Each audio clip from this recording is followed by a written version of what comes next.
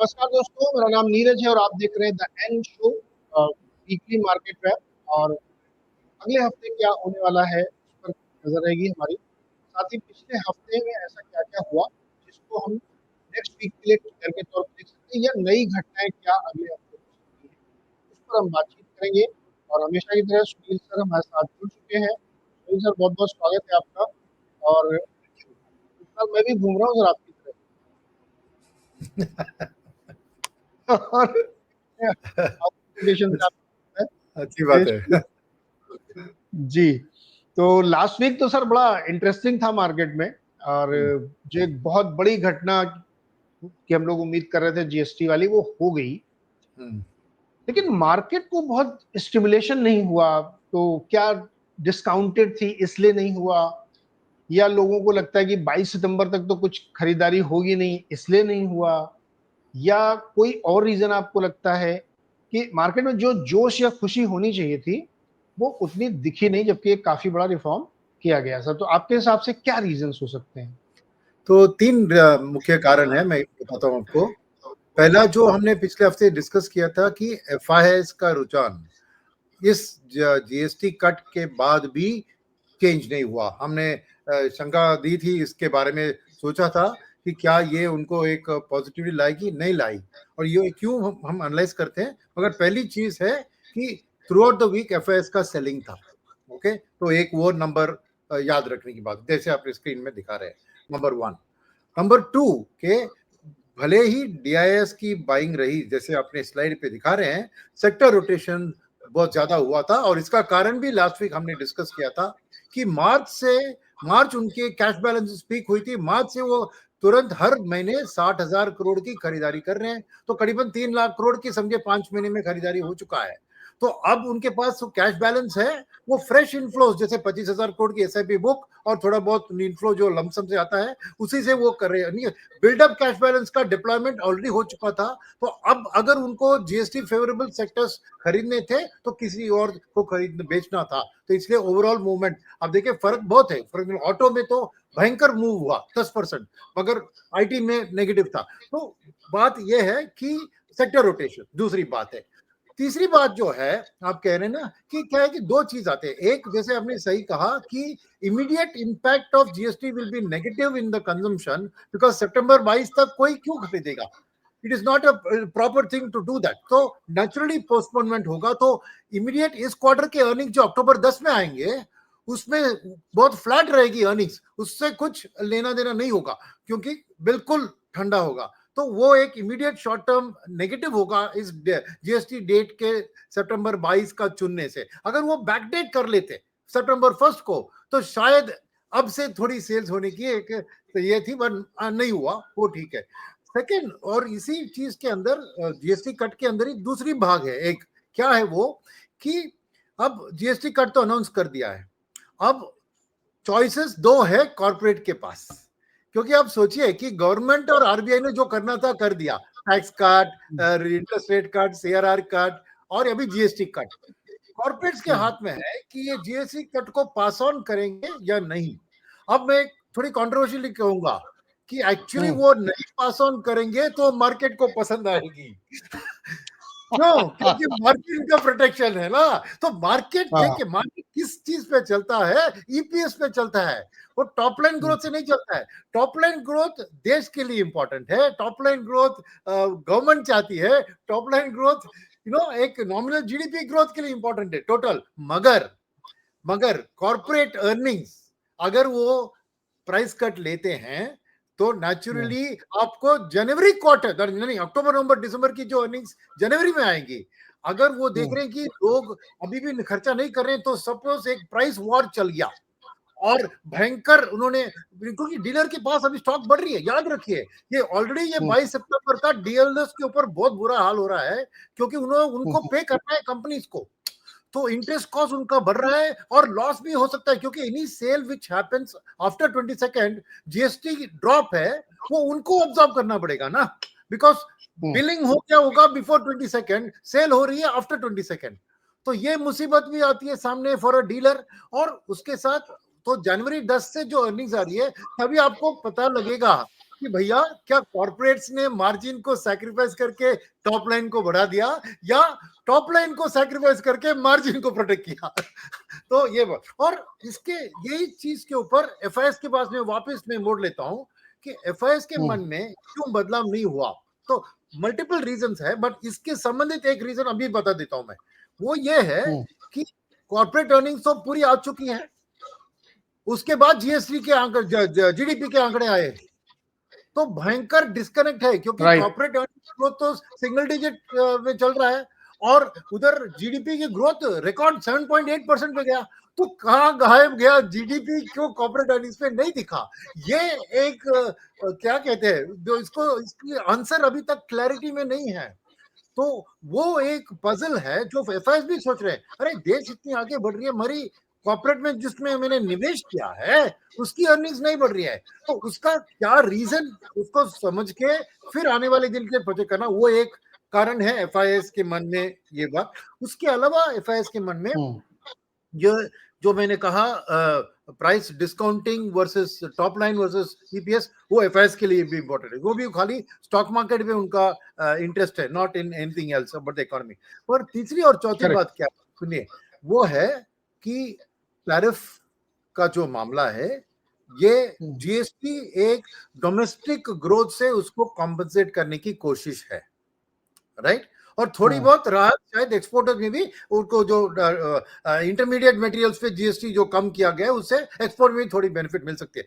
मगर टैरिफ का मसला जो है वो फॉरेनर्स के लिए बहुत इंपॉर्टेंस रखता है। और ये मैं क्यों बताऊं आपको, मैं बताता हूं आपको, क्योंकि देखिए फॉरेनर्स ने, आप, मैं थोड़ी महीने पहले की बात करता हूं, लास्ट ईयर अप्रैल की बात करता हूं। लास्ट ईयर अप्रैल में मार्केट महंगी थी, Indian market was expensive, but उस महंगी वैल्यूएशन में भी अप्रैल टू सितंबर उन्होंने खरीदारी की इंडिया में। 2024 की बात कर रहा हूं मैं। क्यों किया उन्होंने? क्योंकि वो एट दैट टाइम ना ट्रंप थे, ना अगले क्वार्टर का जीडीपी का कटौती उनको पता था, कुछ नहीं पता था। एक इंडिया का स्टोरी उभरते हुए बहुत बढ़िया दिख रही थी, राइट? उस चीज में उन्होंने जब खरीदारी की, वो खाली ये 6.5% की आज की जीडीपी को नहीं खरीद रहे हैं, वो अगले साल 6.5 होगा 6.25, उसका अगले साल शायद 7.5, उस फिर होगा 8, फिर होगा 10। इस लॉन्ग टर्म ग्रोथ स्टोरी को वो आज भी महंगे वैल्यूएशन में खरीदने के लिए तैयार थे। मगर सितंबर के बाद जो सिचुएशन, इनिशियल ट्रिगर था, चाइना में कुछ स्टिमुलस अनाउंस किया था लास्ट सितंबर में, पर उसके बाद जो ट्रंप वाली बात आई, ये वाली बात आई, साफ क्लियर हो गया कि वो लॉन्ग टर्म ग्रोथ स्टोरी, और खास करके ये मैं जो कह रहा हूं शायद लोगों को पसंद नहीं आएगी, मगर बात ऐसी है कि इंडिया की भविष्य के लिए आज हमारा नो क्या बोल रहे हैं, ब्लड बॉयल हो रहा है, उधर उधर उबल रहा है, क्योंकि ट्रंप ने कुछ ऐसे वैसी चीजें कह दी और 50% टैरिफ लगा दी। तो एक एंटी अमेरिका फीलिंग हम सब में है। मगर अगर देश 8 या 10% जीडीपी ग्रोथ में पहुंचना चाहता है, तो अमेरिका ऐसा मार्केट बहुत इंपॉर्टेंट है, क्योंकि वर्ल्ड की 30% जीडीपी अमेरिका के पास है और उनका पर कैपिटा इनकम 90,000 है, जहां हमारे प्रोडक्ट्स को वो खरीद सकते हैं। तो टैरिफ का प्रॉब्लम, आज हम डिफेंस कर सकते हैं, आज एक टर्निंग विकेट पे हम अच्छा डिफेंस खेल रहे हैं, मगर कल पाटा विकेट जब आएगा, आपको मारना होगा, तो बिना अमेरिका के देश की तरक्की उतनी नहीं। हम सब्स्टिट्यूट कर सकते हैं यूरोप से ये कुछ, बट वो सब डिफेंसिव मेजर है। एग्रेशन में यूएस बिगेस्ट बड़ा कंज्यूमर है वर्ल्ड का, और वो मार्केट इंपॉर्टेंट है। तो मेरा क्या मानना है कि उस टैरिफ का असर एफआईएस के लिए, क्योंकि उन्होंने बहुत लंबी दिशा की इंडियन ग्रोथ, उन्होंने 6.5% हर साल की ग्रोथ को थोड़ी खरीदा है, उन्होंने एक उभरता हुआ ग्रोथ स्टॉक को खरीदा है और उसमें दाग आ गया है। तो टैरिफ का सिलसिला सॉल्व होना चाहिए for FIIs to come back strongly, number 1। Number 2 बात क्या है इसमें कि अब टैरिफ के काउंटर अटैक में, एक तो जीएसटी को कर दिया, दूसरा एक्सपोर्ट के इंसेंटिव करिए, तीसरा जो सबसे बड़ा हथियार हमारे हाथ में है वो है करेंसी डिप्रिसिएशन। करेक्ट। और सोच रहे हैं कि अगर इंडिया अग्रेसिवली करेंसी को डिप्रिशिएट करेगी इस टैरिफ के इंपैक्ट को कम कराने के लिए, तो उनके इन्वेस्टमेंट का होगा वाट, क्योंकि उन्होंने कुछ नॉर्मल 2-3% डिप्रिसिएशन फैक्टर किया है यूएस से लेकर इंडिया में इन्वेस्ट करने में। मगर अगर राइट तेजी से होने वाली है तो जो भी रिटर्न स्टॉक मार्केट से बनता है वो डिप्रिसिएशन खा जाएगी। तो वो इसलिए सावधान है कि कैसे करने वाले हैं इंडिया। तो अगर टैरिफ का प्रॉब्लम सॉल्व हो गया तो रुपये को डिप्रिशिएट करने की आवश्यकता नहीं होगी ना। तो इसीलिए यहां बैठकर हमको सब अच्छा दिख रहा है, जीएसटी वाले, मानसून वाले, आरबीआई कट वाले सब फैक्टर्स, बट एक फॉरेनर के लिए इंडिया एक चॉइस है, एक स्टॉक है, उसके पास चाइना एक चॉइस है, साउथ कोरिया एक स्टॉक है। तो उस चॉइस के अंदर वो देख रहा है कि भैया इंडिया में अगर करेंसी डिप्रिशिएट होगा तो मेरे लिए डिफिकल्ट है, अगर इंडिया के लिए अमेरिका ऐसा मार्केट बंद हो गया बहुत दिनों के लिए और at least till the Trump tenure खत्म होता है तो फिर भी मुश्किल है ये ग्रोथ के अपटेक। तो इसीलिए वो इतने उत्साहित नहीं है कि ये जीएसटी के कारण सडनली इंडिया के आउटलुक को बदलने के लिए। और डेटा भी मैंने देखा कई इंटरनेशनल ब्रोकर्स के, वो इंडिया को अंडरवेट रख रहे हैं compare to the emerging market index. कोई भी अभी तक इंडिया को ओवरवेट स्टेट, कोई ब्रोकर्स बता रहे हैं कि इंडिया बुलिश सिनेरियो में 1 लाख सेंसस पहुंच करता है, ऐसे बातें कर रहे हैं। मगर जो एफआईआईस की जो एक्चुअल फंड मैनेजर्स की बात कर रहा हूं, ब्रोकर्स का काम है इंडिया को बिल्डअप करना, वो बिल्डअप कर रहे हैं, वो भी अच्छी बात है हमारे लिए। मगर उस एक्शन, उनकी जो सेल साइड की रिकमेंडेशन होती है फंड मैनेजर को एक्सेप्ट करनी चाहिए ना, वो नहीं हो रहा है। क्योंकि एवरेज अंडरवेट इंडिया का 260 बेसिस पॉइंट्स है, हमारा इमर्जिंग मार्केट शेयर 16.9% इंडेक्स के अंदर, तो एवरेज 14.5 पे रख रहे हैं।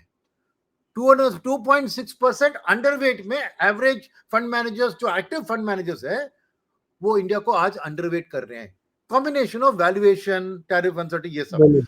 इसीलिए मेरा मानना है कि अब फाइनली बात पे आते हैं। आप कह रहे हैं कि मार्केट में इतना उछाल नहीं क्यों, एक्चुअली देखें ना तो मार्केट ने जितना चाहिए था उतना उछाल दिखाया। आप 1 महीने का रिटर्न और 1 हफ्ते का रिटर्न देखिए। 1 महीने का निफ्टी फ्लैट है और mid and small cap negative है। क्यों मैं 1 महीने का कर रहा हूं कि बस बिफोर August 15, यानी ये जीएसटी वाली खबर नहीं थी, ठीक है। तो 1 महीने का Nifty flat, mid and small cap down 2.5%। अब इस 1 वीक का रिटर्न लीजिए, क्योंकि 1 वीक पहले ही खबर आई ना, निफ्टी आप 1.5%, mid cap and small cap आप 2.5%। Yes correct. आपको लग रहा है आज, क्योंकि हर व्यक्ति एक्सपेक्ट कर रहा था, क्योंकि फर्स्ट पहले का अंडर परफॉर्मेंस कवर करना था, उसके बाद का आउट परफॉर्मेंस होना था ना। तो ऐसा नहीं कि मार्केट ने रिएक्ट नहीं किया, क्या है कि खाली डोमेस्टिक फंड मैनेजर के बलबूते पे गया। और क्या होता है ना, आप इंडेक्स को स्टडी करते हैं ना, तो याद रखिए कि index heavy stocks and sectors में बाइंग आई तो इंडेक्स बढ़ती है। मगर अब जो कंजम्पशन वाली सेक्टर्स में है, यस एफएमसीजी का सिग्निफिकेंट वेट है इंडेक्स में, बट एक ब्रॉडर इंडेक्सेस में उतना नहीं होता है ना। तो जो सेक्टर्स उन्होंने खरीदा, ऑटो में 10% का उछाल, राइट, एफएमसीजी, तो उनके इंडेक्स की वेटेज के बराबर, इसलिए आपको ओवरऑल मार्केट उतना नहीं बड़ा लगता है। मेरा मानना है कि ये 1 हफ्ते में अगर आपको एक कुछ 2% या कुछ बढ़ती है इंडेक्स तो डिसेंट है। यस, उम्मीदें हमारी ज्यादा थी, तो क्या होता है हमारी एक्सपेक्टेशन के मुताबिक मार्केट ने अंडर परफॉर्म किया, या वो क्लियर है। मगर ऐसा नहीं है कि मार्केट ने, तो बात मैंने समराइज कर दिया, तो यही है कारण जो मार्केट को पिछले हफ्ते की बात। Very well put sir. आपने जो बाद में ये समझाया ना कि अगर जीएसटी का रियल इम्पैक्ट देखना तो उन सेक्टर्स को देखो, वहां पे बाइंग हुई, एक्चुअली ब्रॉडर में नहीं हुई, तो लोगों ने एक तरह से चर्निंग करके अपना पोजीशनिंग उधर कर दी है। तो अब सर ये नेक्स्ट वीक जो आने वाला है, इस पे कोई खास चीज है जिसपे हमें नजर रखनी चाहिए, जो ट्रिगर हो सकती है, या लोगों ने अब जीएसटी डाइजेस्ट कर लिया, उनको समझ में आ गया कि हाँ एक बड़ी चीज है, चलो अब स्लोली स्लोली शुरुआत करें? या फिर एक जो तीसरा क्वेश्चन मैं पूछ रहा था कि क्या ये सेल ऑन राइज भी है क्या, क्योंकि कुछ लोग जैसे ही ऊपर आता है बेचने आ जाते हैं। तो ये दोनों क्वेश्चन मिक्स कर देता हूं मैं, आप बताओ। ठीक है। तो दो बातें इसमें, एक है सितंबर 12 को रिटेल इन्फ्लेशन का डेटा पब्लिश होगा, वो एक स्मॉल ट्रिगर है क्योंकि it is before the GST impact of course. मगर जो भी है इन्फ्लेशन की हालत, क्योंकि एक चीज जो हमें याद रखने की जरूरत है कि फेड का रेट कट होता है तो आरबीआई के ऊपर दबाव होगा रेट कट करने के लिए। उसके काउंटर है, अगर रेट कट नहीं किया तो रुपी डिप्रिशिएट होगी। तो ये बहुत इंटरेस्टिंग होगा आरबीआई की थॉट प्रोसेस। मगर अगर इन्फ्लेशन और भी घटती है तो आरबीआई के लिए और एक रेट कट के लिए, तो एक फेड का रेट कट का आउटलुक, एक डोमेस्टिक इन्फ्लेशन भी घट रही है, तो ये मगर क्या है कि उनकी डेटा 7.8% जीडीपी ग्रोथ दिखा रही है, वो एक नेगेटिव है रेट कट के लिए। मगर ये एक सितंबर 12 का डेटा थोड़ा इंपॉर्टेंट है, आरबीआई का रेट कट होगा कि नहीं उसके लिए एक कैलकुलेशन करने के लिए, नंबर 1। नंबर 2 बात है कि एफआईएस की सेलिंग फ्राइडे को कम हुई, खाली 100 करोड़ का नेगेटिव था। तो क्या रुख थोड़ी थोड़ी बदल रही है, क्योंकि और उसके बाद मिस्टर ट्रंप के ट्वीट तो आ गए थे, Modi is a great prime minister, India और अमेरिका का लॉन्ग रिलेशनशिप है। तो क्या ट्रंप के तो भरोसा नहीं कर सकते किसी चीज के ऊपर, मगर अगर ये सही है कि उन्होंने उसके पहले दिन जो ट्वीट किया कि India is ganging up China के साथ, रशिया और इंडिया गैंग अप कर रहे हैं, ऑल द बेस्ट, एक सरकास्टिक टोन में उन्होंने डाला, and I fear we have lost India to them करके उन्होंने एक नेगेटिव ट्वीट डाली थी। मगर उसके बाद एक ही दिन के बाद उन्होंने आके लाला कि नहीं Modi is a great friend, Modi is a great PM. तो क्या उन्होंने रियलाइज किया कि हमने थोड़ा इंडिया को ज्यादा पुश कर लिया इस चीज में, कि वो एकदम ऑपोजिट कैंप में चल गई, अब मुझे थोड़ा कोर्स करेक्शन करना है और इंडिया को भी वार्म रखना है। तो अगर ऐसी खबरें बाहर आती है तो एफआईएस के रूप में होगा कि हाँ शायद अक्टूबर नवंबर में कुछ ट्रेड डील कुछ हो सकती है। तो ये आपको उसकी उनकी ट्वीट के लिए वेट करना पड़ेगा, अभी अगले दिन का ट्वीट क्या है। मगर अगर ये ट्वीट एक रुख को बदल रहा है, एक आउटलुक को बदल, और हमने भी देखिए बहुत बहुत बढ़िया मैं कहूंगा मोदी जी और जो अपने पीयूष गोयल और जयशंकर, इन्होंने कैसे मैनेज, और अजीत डोभाल का नाम भी लूंगा मैं, कि इन्होंने ये जो एक तरफ हमने दोस्ती का हाथ बढ़ाया चीन और रशिया के साथ, एक टफ स्टांस लिया, but the same time US के खिलाफ हमने कोई अग्रेसिव लैंग्वेज, कोई बदलती रिश्ते के बारे में बदलना कुछ नहीं बताया। तो बहुत ब्यूटीफुली हमने ये डिप्लोमेटिकली जो कहते हैं ना उसको हैंडल करना, क्योंकि एक हाईजैकर के साथ आप नेगोशिएट करते हैं ना आपको उसके टर्म्स को अग्री कर रहे हैं बट अपना भी आप गिव अप नहीं करते। तो नेगोशिएटर कैसे, एक हॉलीवुड का फिल्म में जाके देखिए बहुत ब्यूटीफुली वो कैसे वो डील करता है, उसको थोड़ा एक ये दे देता है, फिर ये बोलता है कि नहीं ये हार्ड लाइन है। तो क्या कह रहा मैंने, बहुत बढ़िया हमने हैंडल किया। और मिस्टर ट्रंप के ट्वीट के तुरंत बाद mister Modi, prime minister Modi ने भी एक बहुत सही जवाब दिया। तो मेरा क्या है कि शायद इससे अगर थोड़ी बहुत मार्जिन में एफआईएस की आउटलुक चेंज होती है तो उनकी थोड़ी भी वापसी मार्केट को ऊपर ले जा सकती है, राइट। तो अगले हफ्ते के लिए मैं ये एक रिटेल इन्फ्लेशन और ये ट्रंप के अगले ट्वीट क्या होती है उसके बारे में उस पर इम्पोर्टेंट जरूरत है, राइट। नाउ उसके आपने बोला कि तो नेक्स्ट वीक के लिए क्या करना चाहिए, तो मैं कहूंगा कि दो चीजें इसमें, एक तीन चीज मैं कहूंगा, ओके। तो एक मैं ट्रेडर के लिहाज से रिप्लाई दूंगा और एक इन्वेस्टर के लिहाज से दूंगा, ओके। ट्रेडर को शायद ये सेल ऑन राइज का मोमेंट है, क्योंकि अगर उन्हें सही पकड़ा ये, क्योंकि ये जो ऑटो ये सब रैली है ना, अब देखिए आज महिंद्रा ने अनाउंस किया कि आज ही गाड़ी खरीदे, हमको पोस्ट जीएसटी प्राइस में दे देता हूं आपको। आपने ऐड देखा कि नहीं पता नहीं। यस देखा मैंने। तो मैंने क्या, अब तक जो सितंबर 22 जाती है तो वो at the cost of margin ना एक्चुअली वो सेल्स के लिए अच्छा है मगर मार्जिन के लिए नहीं है ना।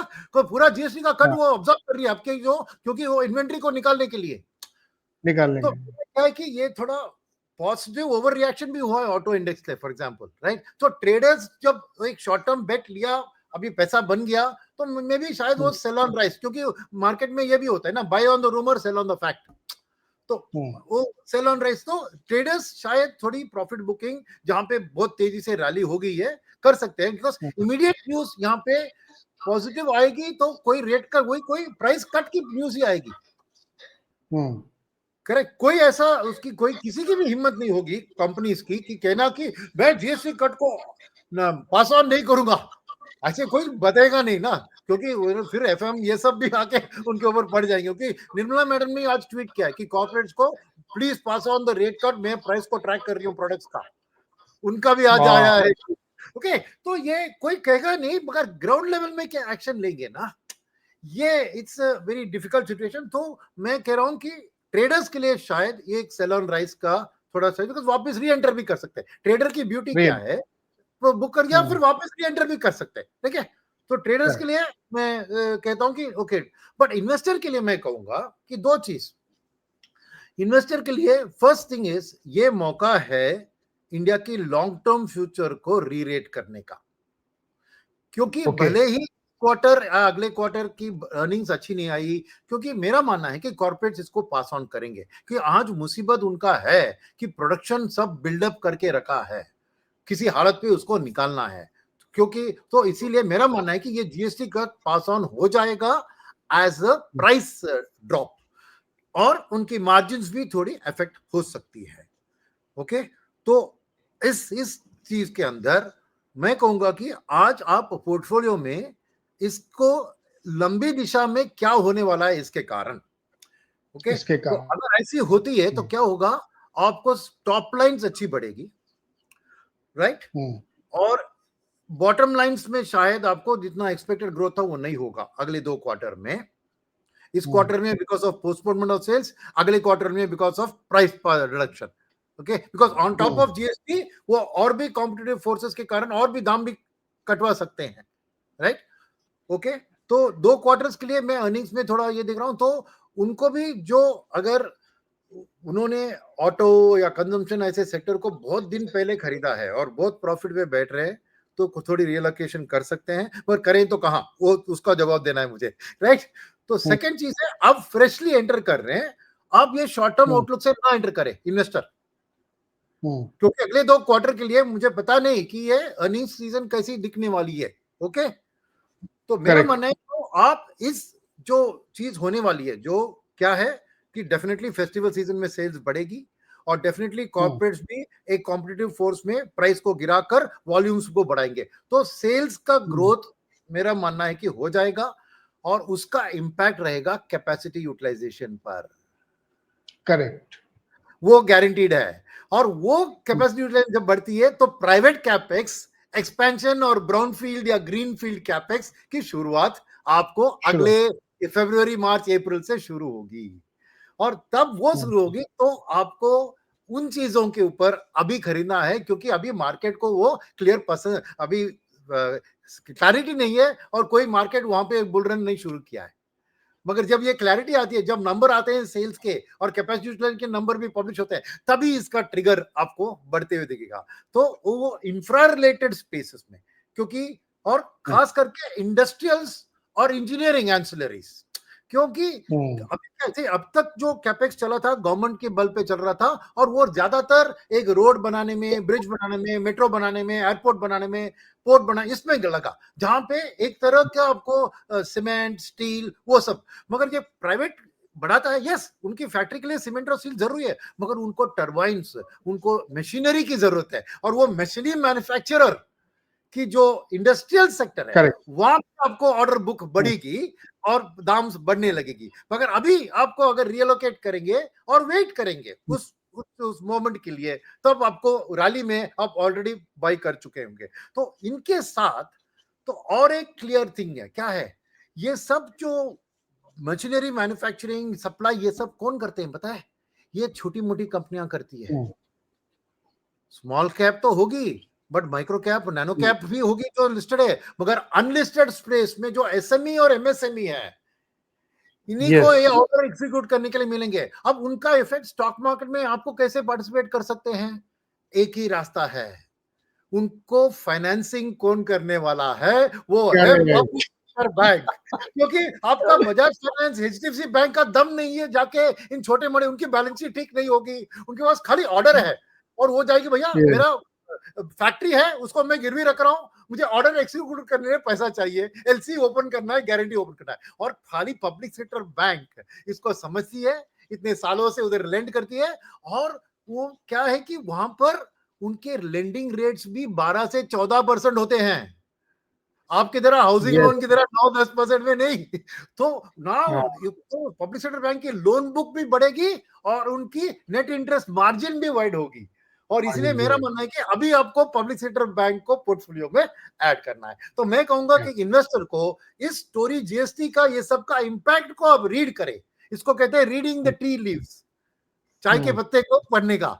उसको पढ़कर आप एनीवे मीडियम टर्म इन्वेस्टर है, आपको 1.5 साल 3 साल के बाद रिटर्न चाहिए, तो मैं कहूंगा कि एलोकेशन में आप उस हिसाब से चूज कीजिए जहां पे रिस्क ऑफ फेलियर कम है, बिकॉज अल्टीमेटली ये सेल्स तो होना ही है। अगर मैं मान लीजिए कि फेस्टिवल सीजन में उतना सेल्स नहीं हुआ डिस्पाइट ऑल ऑफ दिस, तो कॉर्पोरेट क्या करेंगे, और भी दाम को कटवा के उस प्रोडक्ट को निकालेंगे, नहीं तो इन्वेंट्री कैरिंग कॉस्ट तो उनका बढ़ रहा है ना, तो सेल्स अल्टीमेटली हो जाएगा। तो वही है मेरा कि थोड़ा टाइम, क्या है टाइम फ्रेम एग्जैक्टली हम नहीं बता सकते कि 6 महीने में होगा, 9 महीने में होगा, साल में होगा, मगर होगा जरूर। Correct, exactly. तो जितने थ्रेडबेयर के साथ सर ने बता दिया, मतलब आपको एकदम नदी के पास पहुंचा दिया है, अब आप पानी पी लो उस वाली आड़ से, इतनी मेहनत तो आपको करनी पड़ेगी। और ट्रेडर्स के लिए बिल्कुल साफ है कि आप सेलन राइस मार्केट को फायदा उठाइए और री एंटर करिए जब नीचे मिलेगा, तो आपको तो काम ही खरीदना बेचना है। तो दोनों के लिए बेहतरीन सलाह है, और नेक्स्ट वीक के ट्रिगर्स भी हमने डिस्कस किए, और जीएसटी का इम्पैक्ट किस तरह आया है किन किन सेक्टर्स पे, वो भी हमने डिस्कस किए हैं। तो sir thank you so much. आज थोड़ा हम लोग छोटा शो रखते हैं, और बहुत ही मजेदार डिस्कशन रहा, और सबसे अच्छी बात है कि आपको एकदम क्लैरिटी के साथ क्या करना है, एक्शनेबल पॉइंट वो भी बता दिए गए हैं। Thank you so much sir. Next week के लिए फिर हम लोग देखेंगे क्या होता है और उसके आधार पे चर्चा करेंगे। आप भी एंजॉय करिए sir, thank you so much मेरे साथ जुड़ने के लिए। Thank you, have a good holiday, Goa में एंजॉय कीजिए। Thank you sir, thank you.